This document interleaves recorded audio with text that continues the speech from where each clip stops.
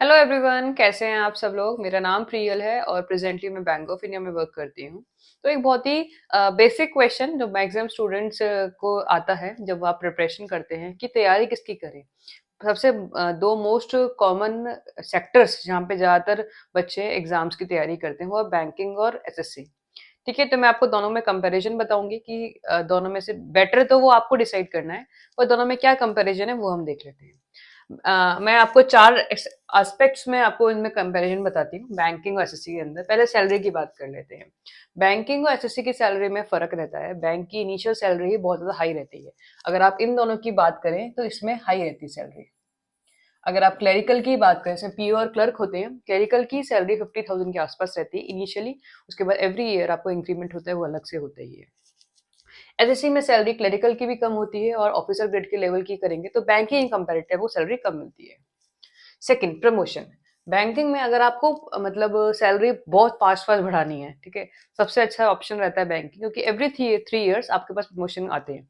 उसमें एग्जाम देना पड़ता है आपको, एग्जाम के बेसिस पे मेरिट बनती है और देन आपका इंटरव्यू होता है। कुछ कुछ पोस्ट में इंटरव्यू होता है, कुछ में नहीं होता। तो उसके बाद एवरी 3 इयर्स आप एलिजिबल हो जाते हैं प्रमोशन के लिए। स्केल 1, 2, 3, 4 जैसे जैसे आप ग्रेड बढ़ते जाएंगे वैसे वैसे आपकी सैलरी बढ़ती जाएगी। लेकिन एसएससी में ऐसे दिक्कत है।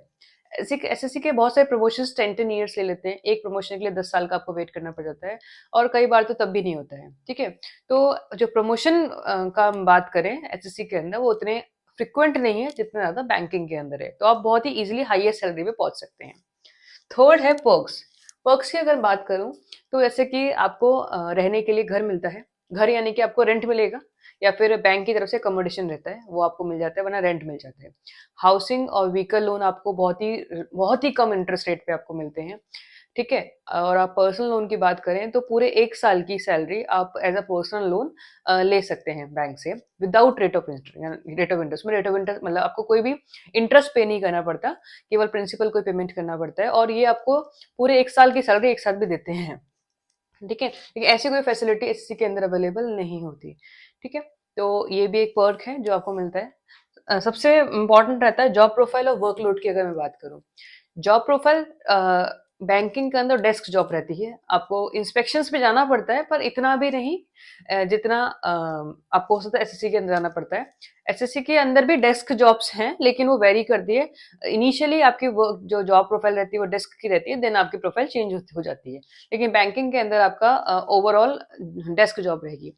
वर्क प्रेशर की बात करें तो बिल्कुल सही है, आपको बैंकिंग में प्रेशर जो है वो ज्यादा झेलना पड़ता है। वो भी इस तरीके से, इनिशियली आपको बस प्रेशर कम रहेगा, जैसे जैसे आप लेटर सीधे